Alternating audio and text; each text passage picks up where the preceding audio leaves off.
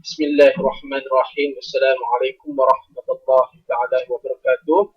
InsyaAllah pada hari yang penuh berkah ini saya ingin melaksanakan satu tugasan yang diberikan secara berkumpulan dan saya mewakili kumpulan saya, iaitu saya Abdul Qadir Jaidan dan Syekh Mustafa, juga tidak tertinggal ahli kumpulan yang lain yang mana terdiri pada Khairul Rabbani bin Mustafa, Muhammad Sufi bin Malik, Muhammad Haji Hamdi bin Hanafi, dan yang terakhir adalah Muhammad Faris bin Abdul Thani.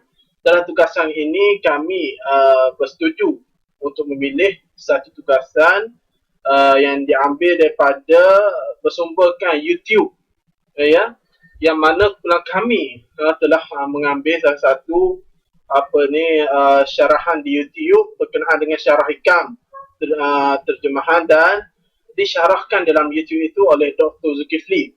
Untuk pengetahuan ringkas, ya, Dr. Zulkifli ini merupakan anak kelahiran Terengganu yang dilahirkan di Kemaman. Dia mendapat ijazah Dr. Falsafah PhD dalam bidang pengkhususan pengeluaran fatwa dari Universiti Sains Malaysia, USM. Ia juga merupakan anak murid daripada imam-imam besar di abad kita ini, iaitu salah dua orang daripada mereka ialah Dr. Ramadan Al-Buti dan juga Dr. Wabah Zuhaili. Dan sekarang ini dia merupakan salah seorang ahli lembaga fatwa negeri Terengganu lah. Baik, khususnya untuk pengetahuan juga, syarah hikam ini ialah terjemah dan syarahan Dr. Zulkifli. Baik, kitab asas ini berasal daripada karangan Imam Ahmad Abdul Fattah, atau nama sebenarnya Tajuddin Ahmad bin Muhammad bin Abdul Karim bin Ata'illah Iskandari. Juga kita kenal dia sebagai Imam Ibnu Ata'illah. Seterusnya kita terus masuk kepada lokasi dan tempat yang mana syarah hikam ini, itu daripada Dr. Zulkifli ini dipetik dalam YouTube di dalam program Cinta Ilmu TV Al-Hijrah. Ianya dirakam di studio rakaman Studio Al-Hijrah Kompleks Pusat Islam bermula pada 6 Januari dan baru sahaja Ustaz melabuhkan tirai pada 19 Oktober 2014. Baru 2 bulan lah kita boleh kata, Ustaz. Rancangan 42 minit ini bersiar pada setiap hari Sabtu dan Ahad pada jam 6.15 petang. Okey, penuntut atau pendengar yang hadir di studio TV Hijrah merupakan wakil-wakil daripada NGO, badan kerajaan, persatuan dan sebagainya. Pokok utama rancangan ini adalah perkongsian ilmu bagi penonton di rumah. Dapatan syarahan, kita melihat kepada pertamanya kepentingan dan tujuan beruzlah itu. Yang mana kita melihat beruzlah seseorang itu, pertama sekali ianya dapat menghindarkan diri. Apa itu uzlah? Uzlah ni kita dapat kenal dia. Beruzlah ni apabila seseorang itu menghindari diri mereka daripada melakukan saya cakap minta maaf, Ustaz. Okey. Kepentingan dan tujuan beruzlah. Dia ada beberapa kepentingan dan juga tujuannya. Salah satunya ialah beruzlah seseorang itu, kelebihan dia menghindarkan diri mereka daripada melakukan dosa. Kenapa saya kata begitu? Adalah kerana beruzlah ni ialah seseorang individu tu dia memisahkan diri dia daripada makhluk-makhluk Allah, namanya sama manusia lah, dalam jangka masa tertentu untuk menumpukan hati dan seluruh badan jiwa raga dia untuk menyati Allah SWT. Sebab itulah antara kelebihan dia kita dapat lihat, ianya dapat menghindari diri daripada melakukan dosa, dan memudahkan lagi seseorang itu mengharapkan redha Allah. Kerana apa? Kerana tidak ada dah makhluk yang mengganggu hati-hati dia pada ketika dia sedang beruzlah, dan juga dapat memudahkan perjalanan orang-orang yang mencari ma'rifatullah. Inilah salah satu kata torik dia, salah satu jalan untuk mendapat ma'rifatullah, iaitu secara beruzlah, menghadirkan hati tanpa ada gangguan makhluk. Natijah yang diperolehi daripada amalan beruzlah ini, Ustaz, ialah saya lihat di dalam video yang disyarah oleh Dr. Zulkifli itu, bila dapat menyelamatkan seseorang itu daripada terjerumus dalam maksiat. Terjerumus dalam maksiat macam mana, Ustaz? Apabila dia berada di kalangan makhluk-makhluk sesama manusia mudah terjebak, mudah untuk uh, berada di dalam lingkungan-lingkungan yang boleh membawa dia kepada maksiat. Tapi apabila dia beruzlah, dia telah menjauhkan diri daripada makhluk dan dia tidak rasa dia dapat menjaga panca indera yang dianugerahkan Allah Ta'ala. Yang paling penting hatinya juga terjaga daripada melakukan maksiat secara rohani ataupun secara zahirnya. Dan seterusnya, tidak mustahil daripada beruzlah ini seseorang itu dapat mencapai sikap insan rabbani. Baik.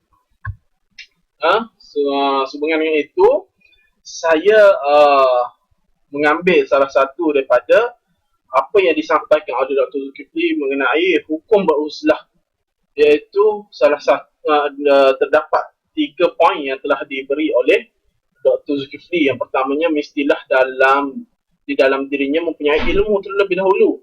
Ini bermakna tidak boleh seseorang itu beruzlah dalam keadaan dia jahil, tanpa ada ilmu yang benar.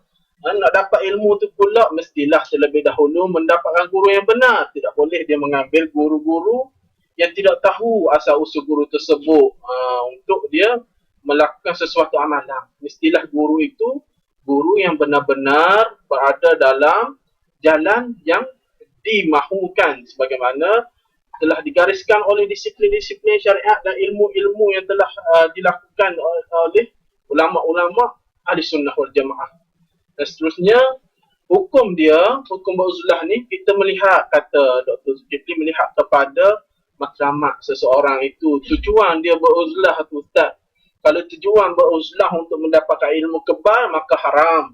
Tujuan beruzlah untuk mendapatkan mendapatkan sesuatu yang bertentangan dengan agama Islam, haram. Tapi kalau dia beruzlah semata-mata ingin merasai kasih sayang, ingin merasai hadirnya kesunakan dalam ibadah, hadirnya satu perasaan untuk merasakan diri itu benar-benar hamba yang benar-benar hamba untuk mengenali Allah Ta'ala, maka itu adalah harus.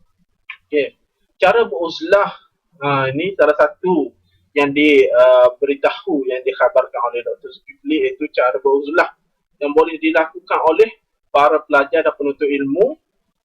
Antaranya ialah beruzlah bangun malam ketika itu tidak ada semua ramai manusia sedang lena tidur, dan kita bangun di 2/3 malam untuk menunaikan solat. Itu juga kata Dr. Zulkifli merupakan uzlah.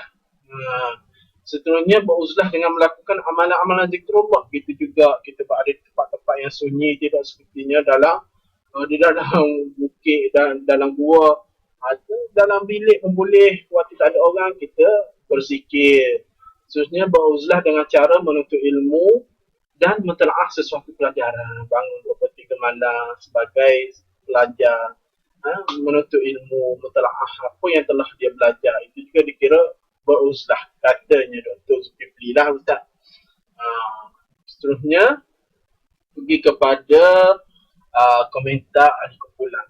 Berdasarkan daripada pandangan yang diberikan ahli kumpulan, iaitu kumpulan kami lah, Ustaz, dah disimpulkan bahawa program pengajian rohani TV Hijrah untuk cinta ilmu adalah sangat memberi manfaat kepada masyarakat Islam di Malaysia umumnya. Pemilihan penceramah juga yang berkaliber dan bertauliah seperti Dr. Zulkifli adalah sangat tepat. Ini kerana beliau menggunakan pendekatan penyampaian yang berhemah dan lembut, yang mana ianya dapat diterima dengan baik. Ini berdasarkan penilaian yang diberikan oleh masyarakat umum Islam, khususnya di laman sesama YouTube. Ini kami dapatkan daripada komen-komen yang berada di bawah video tu, Ustaz, mendapati banyak sangat komen-komen yang positif diberikan oleh masyarakat. Ini bermakna mereka bersetuju benda-benda ini, program-program sebegini diteruskan kerana sangat mudah ilmu itu diperolehi. Okey, di samping itu, kitab yang digunakan adalah sangat bersesuaian dengan masyarakat Islam di Malaysia dan bertepatan dengan pandangan Ahli Sunnah wal Jamaah. Itu kitab hikamlah karangan Ibnu Athaillah.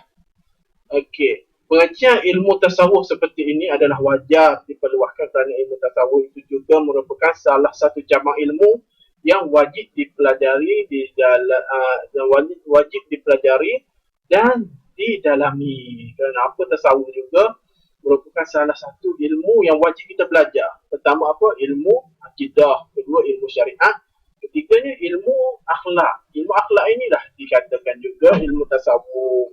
Justru mengakibatkan salah faham masyarakat awam terhadap tasawuf ini. Macam mana ni Ustaz? Kerja Ustaz. Akan tetapi di sana wujud penyelewengan terhadap ilmu tasawuf ini justru mengakibatkan salah faham terhadap masyarakat awam terhadap tasawuf.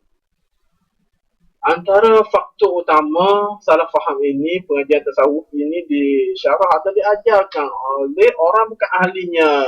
Sebagaimana orang yang belajar ilmu syariat tak pernah mendalami pun ilmu disiplin tasawuf, tiba-tiba dia dengan senangnya berada di khalayak ramai dan mensyarahkan ilmu berkenaan dengan tasawuf. Ini dapatlah kita lihat banyaknya penyelewengan yang berlaku kerana tidak faham yang sebenarnya ingin disampaikan oleh imam-imam tasawuf.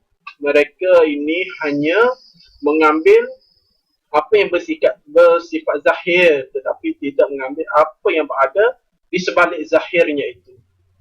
Sebagai penutup bicara dan akhir sekali, penyampaian dan syarahan Dr. Zulkifli Al-Bakri ini sangat bertepatan dengan pandangan Ahlus Sunnah wal Jamaah dan menepati disiplin ilmu tasawuf yang sebenar.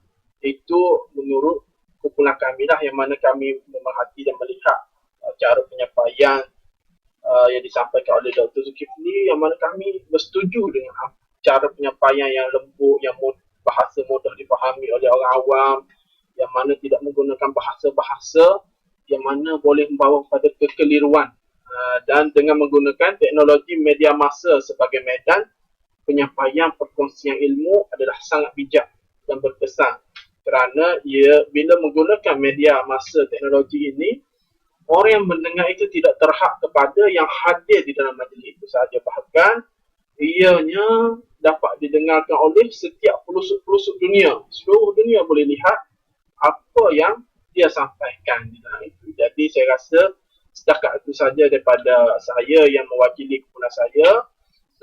Seterusnya saya sudahi dengan presentasi ini. Wabillahi taufiq wal hidayah. Wassalamualaikum warahmatullahi wabarakatuh.